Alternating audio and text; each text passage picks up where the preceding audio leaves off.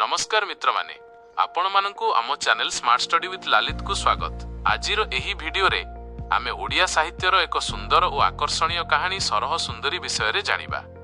एही कहानी रे मानवीय भावना, सौंदर्य और जीवनर सत्यता बहुत सुंदर भाव में प्रकाश पाइछि। तेणु चलंतु आज आमे सरह सुंदरी कहानीर संपूर्ण विवरणी को जानिबा। कहानीर परिचय। सरह सुंदरी कहानीर मुख्य पात्र हेउछि जणे अत्यंत सुंदरी झियो। से तांकर सौंदर्य, सरलता और भल चरित्र पाई समस्तंक मनरे अत्यंत प्रिय थिले। तांकु जेउ केही देखुथिले सेमाने आश्चर्य होई जाउथिले।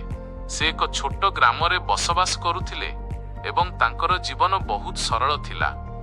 किंतु से केवल बाह्य रूप रे नुहे, तांकर मन मध्य बहुत सुंदर और पवित्र थिला। सरह सुंदरीर स्वभाव। सरह सुंदरी बहुत शांत, सरल और दयालु स्वभावर थिले। से समस्तंक सहित भल व्यवहार करुथिले एवं ग्रामर लोक माने तांकु बहुत सम्मान करुथिले। से सबुबेले गरीब और दुखी लोकमानंकु सहाय्य करुथिले। तांकर एही भल गुण और दयालु मन तांकु समस्तंक पाखरे अत्यंत प्रिय करि देइथिला। घटनार आरंभ। दिने सेही ग्रामकु जणे युवक आसिले।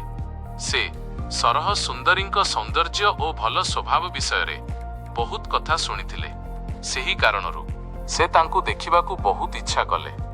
जेतेबेले से प्रथम थर पई सरह सुंदरींकु देखिले, से तांकर सौंदर्य और सरलतारे मोहित होई गले। समस्या और परीक्षा।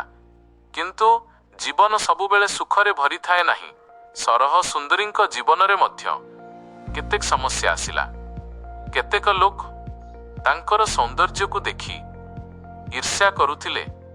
सेमाने तांकु खराब देखाइबाकू विभिन्न अपवाद प्रचार करिबा आरंभ कले। एहार फलरे केतेक लोक तांको विषय रे भूल धारणा कले। सत्यर जय। किंतु सरह सुंदरी केबे मध्य खराब पथरे चालिले नाही। से सबुबेले सत्य और न्यायर पथ को अनुसरण कले। धीरे धीरे समस्ते बुझिले जे सरह सुंदरी एक सत्यवान और भल मनीष। शेषरे सत्यर जय हेला। तांकर सरलता, भल मन और सत्यवादी स्वभाव समस्तंक मन जीति नेला। कहानीर शिक्षा। एही कहानी आमको एक बड़ शिक्षा देउछि। मनीषर प्रकृत सौंदर्य तांकर मनरे रही थाए। सत्य, भल चरित्र और दयालु स्वभाव ही मनीष को प्रकृत रे महान करे। यह थिला सरह सुंदरी कहानीर संपूर्ण विवरणी। आशा करुछि आपण माने एही कहानीरू भल शिक्षा पाइथिबे। जदि एही वीडियो आपनकु भल लागि थाए तेबे लाइक, शेयर और सब्सक्राइब करने को भूलिबे नहीं। धन्यवाद।